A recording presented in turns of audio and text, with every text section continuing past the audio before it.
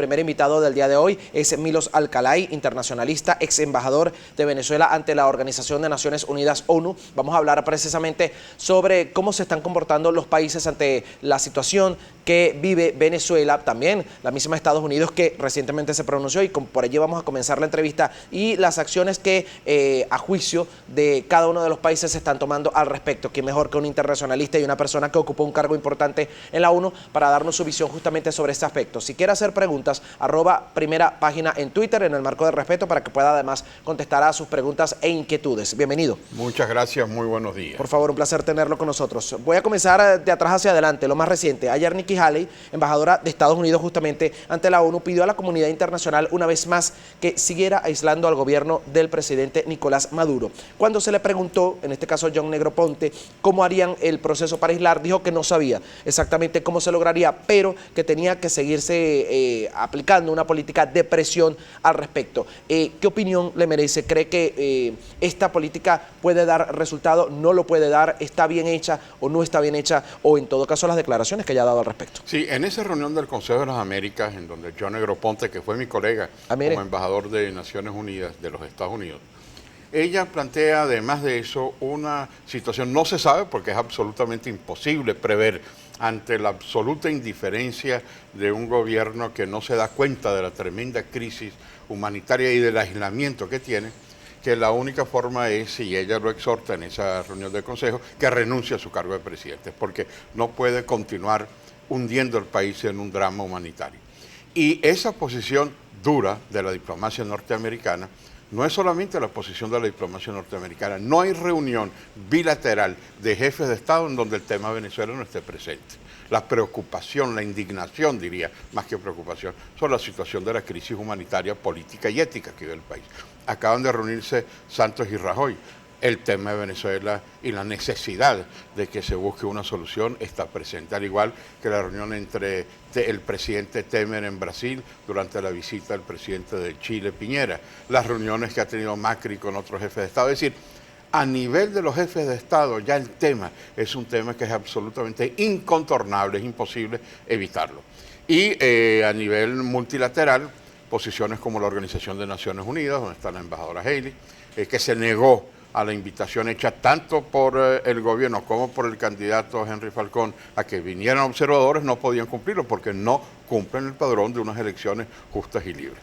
Y lo mismo el Parlamento Europeo, la comisionada internacional exterior de la Unión Europea, que por cierto felicitamos a los europeos que hoy es su día, sí, hoy conmemoran felicidades el día a todos, de la Unión Europea. Pero la Europa indignada con la situación. Entonces es absolutamente imposible un gobierno que no quiere aceptar la realidad. Por ejemplo, situaciones de gobiernos despóticos como el de Corea del Norte ha tenido que ceder ante la presión internacional.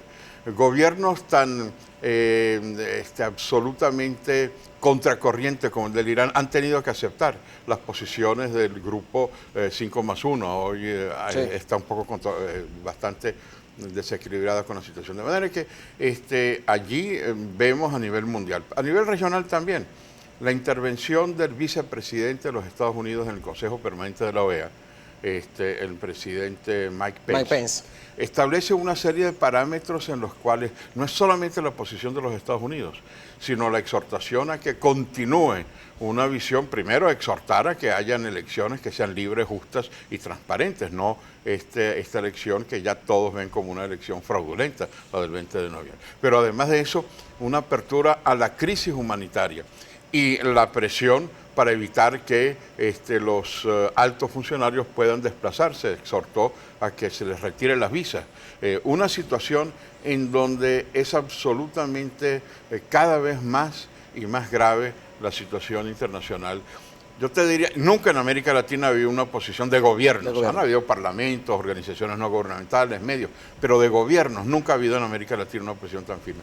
Te diría que a nivel mundial ni siquiera en el oprobioso régimen del apartheid había una unanimidad como la que hay en contra del régimen actual.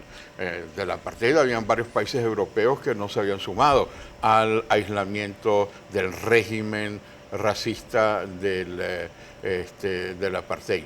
Pero en el caso de Venezuela sí. En el caso de Venezuela hay una posición cada vez más grave Y además de eso, el problema que está ocasionando Venezuela a sus vecinos.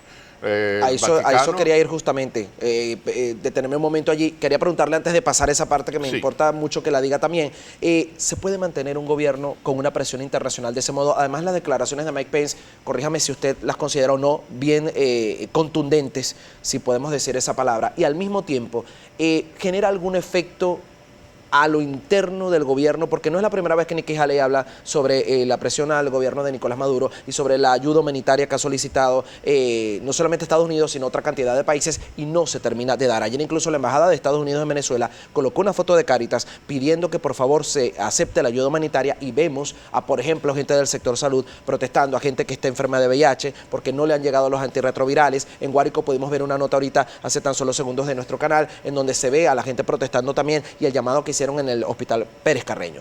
¿Qué se puede hacer en ese aspecto a nivel internacional para generar la acción? Porque a lo mejor hay quien dice, bueno, vemos que siempre hacen el llamado, se mantiene Venezuela en el tapete, para mal en este caso porque están haciendo un llamado debido a que no hay ayuda, pero no pasa más nada de allí. Sí, bueno, como te decía, yo creo que no ha habido en América Latina una posición tan firme como el que hay contra Venezuela. Lo que pasa es que frente al cinismo de un régimen que no escucha, lo internacional no puede intervenir como muchos piensan, bueno, una intervención de cascos azules, de Marines, eso es absolutamente imposible de realizarlo, a pesar de que hay gente que cree en eso.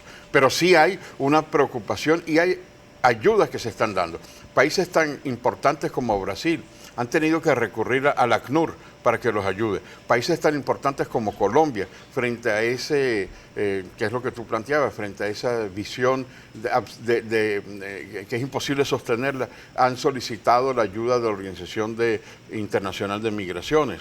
Los gobiernos individualmente han ayudado. Como el gobierno de Venezuela no acepta la ayuda humanitaria, por una situación absurda, porque inclusive en Siria, ese drama del genocidio sirio que existe, bueno, el señor Bashar al-Assad acepta que inclusive en territorios en donde están los enemigos de Bashar al-Assad, venga la ayuda humanitaria. Tú ves en las noticias camiones de la Cruz Roja Internacional, de las Naciones Unidas, ayudando, porque en definitiva son los sirios los que sufren hambre. Aquí no. Aquí no se permite la ayuda y entonces sucede lo que tú señalabas y que lo que hemos visto en el noticiero de esta mañana, la profunda preocupación de los enfermos.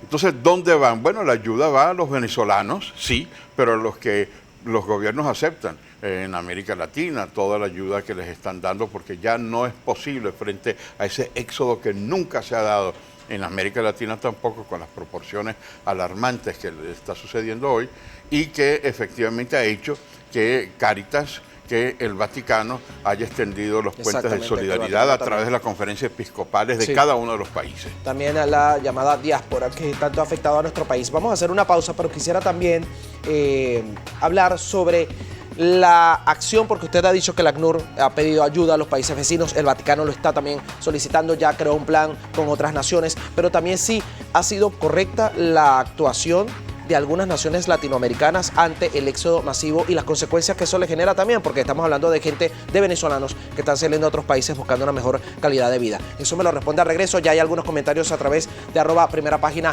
en Twitter. Pueden seguir haciendo preguntas que seguramente vale a leer o a contestar, mejor dicho, a nuestro invitado al regreso, así que